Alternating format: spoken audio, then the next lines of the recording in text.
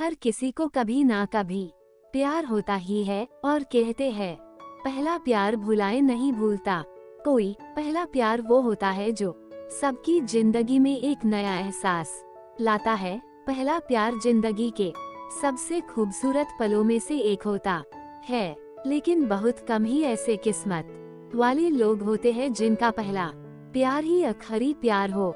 ऐसी ही एक कहानी प्रीति और अमित की है। प्रीति और अमित एक ही स्कूल में पढ़ते थे। अमित 10वीं में था और प्रीति 9वीं में थी। वो दोनों एक दूसरे को पसंद करते थे, लेकिन कभी किसी की हिम्मत नहीं हुई एक दूसरे को ये बोलने की। उन दोनों की आंखों में एक दूसरे के लिए प्यार साफ दिखता था। दोनों रोज स्कूल की असेंबली के समय एक दूसरे को देखते थे और दोनों के चेहरे पर मुस्कान होती थी। जब गर्मी की छुट्टियां चल रही थी और अमित को प्रीति की बहुत याद आ रही थी, क्योंकि अभी स्कूल भी बंद था और वो एक दूसरे को देख भी नहीं पाते थे और न ही उनका घर कहीं एक दूसरे के आजू बाजू में था। बहुत सोचते सोचते एक दिन अमित प्रीति को फेसबुक पर ढूंढने लगा, शायद उसका अकाउंट हो। स्कूल में उन दोनों ने कभी एक दूसरे से बात नहीं किया था और न ही कभी सोशल मीडिया पर एक दूसरे को फॉलो करते थे। अब जो कि स्कूल बंद थे, अमित खुद को रोक नहीं पाया। फेसबुक पर तो बहुत सी प्रीति नाम की लड़कियां मिली, लेकिन जिस प्रीति को वो ढूंढ रहा था वो नहीं मिली। अमित बहुत उदास हो गया। वो बहुत बेचैन हो रहा था प्रीति को देखने के लिए, लेकिन वो कुछ नहीं कर सकता था। उधर प्रीति भी अमित को देखने के लिए स्कूल खुलने का इंतजार कर रही थी। प्रीति 9वीं कक्षा में थी तो उसके घर वालों ने उसे फोन नहीं दिया था, तो वो किसी भी सोशल मीडिया पर नहीं थी। स्कूल खुलने के लिए अभी 15 दिन बाकी था। वो दोनों एक दूसरे को देखने के लिए बेचैन थे। आखिर 15 दिन बाद स्कूल खुल गया। दोनों स्कूल जाने के लिए बहुत उत्सुक थे। अमित स्कूल समय के 10 मिनट पहले ही जाकर स्कूल गेट के बाहर खड़ा होकर प्रीति का इंतजार कर रहा था। सब बच्चे एक एक करके स्कूल आ रहे थे, लेकिन प्रीति अभी तक उसे नहीं दिखी। गेट पर खड़े चौकीदार ने कहा कि अंदर जाओ, अब गेट बंद होने वाला है। आखिर अमित क्या करता, वो अंदर चला गया और अपने क्लास में बैग रख कर प्रार्थना के लिए असेंबली में गया। वो बहुत उदास था कि प्रीति क्यों नहीं आई। आज स्कूल का पहला दिन है, क्या हुआ होगा उसे। अमित का ध्यान प्रार्थना में बिल्कुल भी नहीं था। जब प्रार्थना खत्म हुआ और सभी बच्चे अपने अपने क्लास में जाने लगे, तभी अमित ने देखा कि प्रीति अपने क्लास के लाइन में सबसे पीछे खड़ी थी। तो वो समझ गया कि प्रीति लेट आई होगी। अमित उसे देखकर बहुत खुश हो गया। अमित उससे बात करना चाहता था। एक बार ऐसा हुआ कि अमित और प्रीति की नजर मिली। दोनों के चेहरे पर मुस्कुराहट थी। दोपहर में जब लंच टाइम हुआ तो अमित प्रीति से बात करने की कोशिश कर रहा था। इसी कारण उसने अपना टिफिन भी नहीं खाया था। वो प्रीति के क्लास के बाहर ही चक्कर लगा रहा था कि कब उसे मौका मिले प्रीति से बात करने का और वो उसे स्कूल के बाद रुकने के लिए बोल सके। तभी थोड़ी ही देर में प्रीति को क्लास से बाहर आते हुए देखा।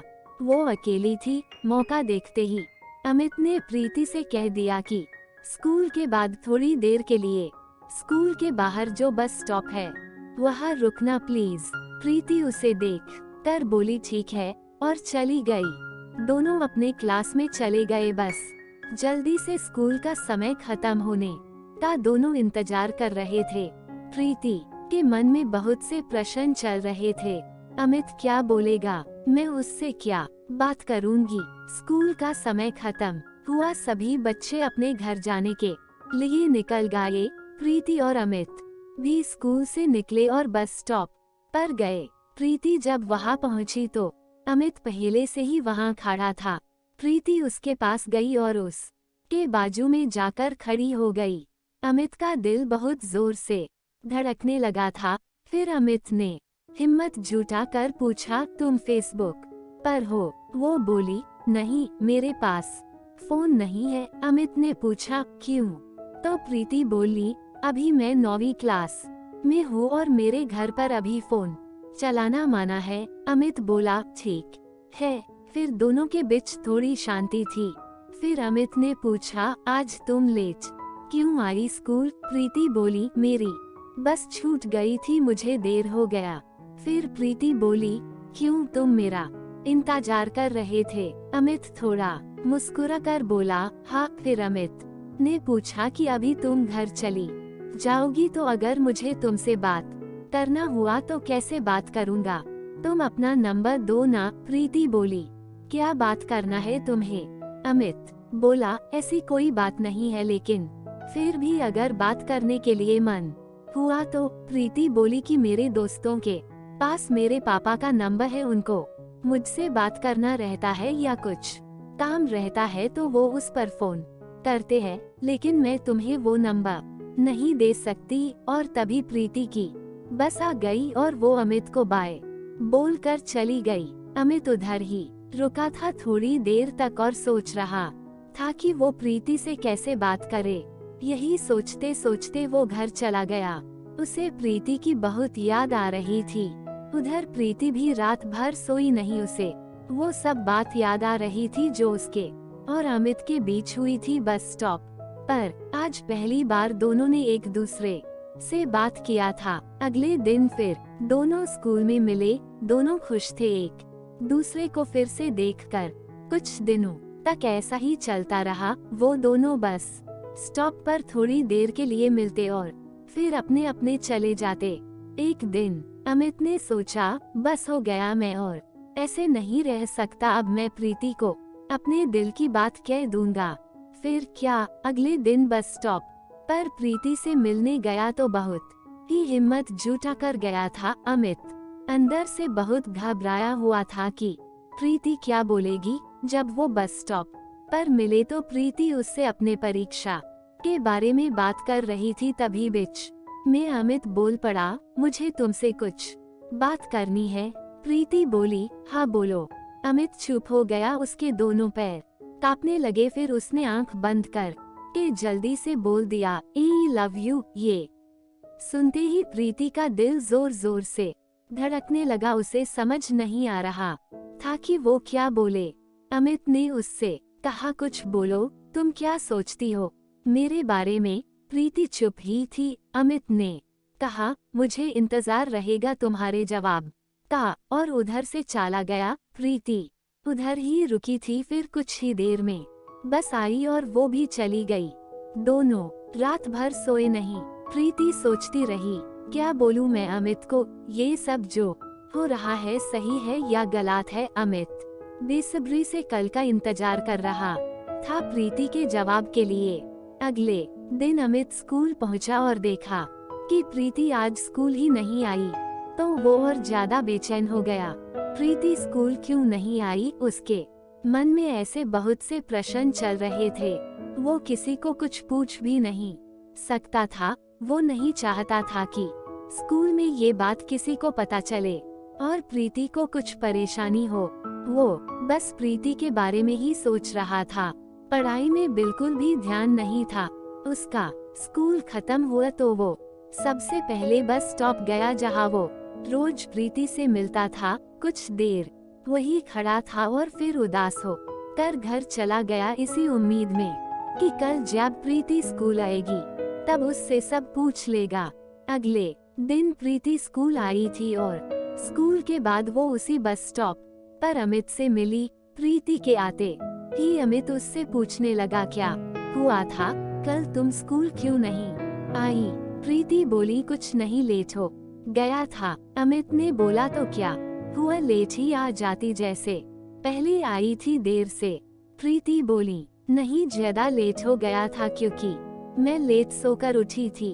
अमित मुस्कुराने लगा और फिर पूछा कि क्या सोचा? मैंने तुमसे कुछ कहा था कल। प्रीति चुप ही थी। फिर बोली, क्या बोलूं, मुझे कुछ समझ ही नहीं आ रहा है। अमित बोला, उसमें इतना क्या सोचना, मुझे पता है तुम भी मुझसे प्यार करती हो, मैंने देखा है तुम्हारी आंखों में। प्रीति मुस्कुराने लगी। फिर अमित प्रीति का जवाब समझ गया और बोला, मैं समझ गया तुम्हारा जवाब, लेकिन सुनो, मुझे तुमसे बात करना रहता है। कैसे करूँ? तुम्हारे पास तो फोन भी नहीं है। प्रीति बोली, तुम मुझे अपना नंबर दे दो, मैं तुम्हें फोन कर दूंगी जब पापा का फोन मेरे पास होगा तो। लेकिन तुम दोबारा उस नंबर पर फोन नहीं करना। अमित बोला, ठीक है, और उसे अपना नंबर दे दिया और दोनों अपने घर चले गए। शाम को अमित इंतजार कर रहा था कि शायद प्रीति फोन करे। वो अपने फोन के तरफ ही बार बार देखे जा रहा था। शाम से रात हो गई, प्रीति का फोन नहीं आया। अगले दिन स्कूल के बाद अमित ने प्रीति से पूछा, तुमने फोन क्यों नहीं किया? वो बोली, पापा का फोन नहीं था मेरे पास और मुझे समझ भी नहीं आ रहा था कि फोन पर मैं क्या बात करूंगी। अमित बोला, इसमें क्या, फोन करती तो बात अपने आप हो जाती। कुछ ऐसे ही वो दोनों रोज स्कूल के बाद मिलते थे और प्रीति कभी कभी अमित को फोन करती थी। उनकी बातें होती थी। एक दिन ऐसा आया कि अमित का स्कूल में आखिरी दिन था, क्योंकि वो 10वीं क्लास के बोर्ड की परीक्षा शुरू होने वाली थी और 10वीं क्लास की बोर्ड परीक्षा की पढ़ाई के लिए छुट्टी होने वाली थी। दोनों आज बस स्टॉप पर मिले। प्रीति बहुत उदास थी कि कल से अमित स्कूल नहीं आएगा और अमित भी बहुत उदास था। प्रीति ने अमित से कहा कि अच्छे से पढ़ाई करना बोर्ड पेपर के लिए। अमित बोला, हाँ। अमित की आंखों में आंसू थे और उसने कहा, कल से मैं तुमसे नहीं मिल पाऊंगा। प्रीति शांत थी और बोली, ऐसे उदास मत हो, मैं तुम्हें फोन करूंगी रोज। अमित प्रीति को गले लगाना चाहता था, लेकिन दोनों बस स्टॉप पर थे, इसलिए अमित ने कुछ नहीं किया। बस प्रीति का हाथ पकड़कर खड़ा था। वो सोच रहा था कि काश समय इधर ही रुक जाता और दोनों हमेशा के लिए एक साथ ही रहते, लेकिन ऐसा नहीं हो सकता था। प्रीति की बस आ गई। अमित उसका हाथ छोड़ने के लिए तैयार ही नहीं था। प्रीति उसे बहुत समझा रही थी कि मुझे जाने दो, घर पहुंचने में देरी जो जाएगी तो मम्मी पूछेगी कि देर से क्यों आई। अमित फिर भी उसका हाथ छोड़ने को तैयार नहीं था। उसने प्रीति का हाथ पकड़ा ही था और बस चली गई। प्रीति बोली, देखो बस भी चली गई, अब दूसरी बस कब तक आएगी? अमित बस प्रीति को देखे जा रहा था। कुछ ही देर में दूसरी बस भी आ गई। इस बार प्रीति बोली, प्लीज मुझे जाने दो घर, मुझे बहुत डांट पड़ेगी, मैं और लेट हो गई तो। अमित ने बोला, पहले वादा करो कि तुम मुझे रोज फोन करोगी। प्रीति बोली, हाँ करूंगी। इस बार अमित ने प्रीति का हाथ छोड़ दिया और प्रीति बस में चली गई। अमित उधर ही खड़े होकर प्रीति को देख रहा था। बस की खिड़की से प्रीति बाय बोली और फिर बस चली गई। प्रीति अमित से फोन पर रोज बात करती थी। जब 2 दिन बाकी थे परीक्षा के लिए, अमित को प्रीति से मिलाना था। एक दिन अमित प्रीति को बिना बताए स्कूल छूटने के समय उसी बस स्टॉप पर गया जहां वो रोज मिलते थे। प्रीति स्कूल के बाद घर जाने के लिए उसी बस स्टॉप पर आई। उसने देखा कि अमित बस स्टॉप पर था। वो दूर से ही अमित को देखकर खुश हो गई। फिर तो वो ना दाएं देखी ना बाएं और भागी भागी बस स्टॉप पर पहुंची। वो बहुत खुश थी। अमित के पास जाते ही वो बोली, तुम यहाँ, कल तो तुमने फोन पर नहीं कहा था तुम आने वाले हो। अमित बोला, क्योंकि मैं तुम्हें सरप्राइज देना चाहता था, इसलिए नहीं कहा था। प्रीति बोली, अच्छा किया कि तुम आ गए मिलने, मुझे तुम्हारी बहुत याद आ रही थी। अमित बोला, हाँ मुझे भी बहुत याद आ रही थी, इसलिए आ गया। परीक्षा के लिए बस 2 दिन बाकी है, सोचा मिल लूं। प्रीति पूछी, तुम्हारी पढ़ाई हो गई सब? अमित बोला, हाँ लगभग हो ही गई है सब। वो बोली, ठीक है, अच्छे से सब लिखना, परीक्षा में तुम्हें अच्छे मार्क्स लाना है। अमित बोला, हाँ। 2 दिन बाद अमित का पहला पेपर था। परीक्षा के एक दिन पहले अमित का फोन खराब हो गया। अमित का छोटे भाई फोन से खेलते खेलते उसे पानी में गिरा दिया था। अमित को बहुत गुस्सा आ रहा था, क्योंकि अब वो प्रीति से बात नहीं कर सकता था और न ही अभी उसे दूसरा फोन मिलता क्योंकि परीक्षा चल रहा था, तो उसके पापा उसे दूसरा फोन नहीं देते अभी। उधर प्रीति भी बहुत परेशान थी कि क्या हो गया, अमित का फोन क्यों नहीं लगता।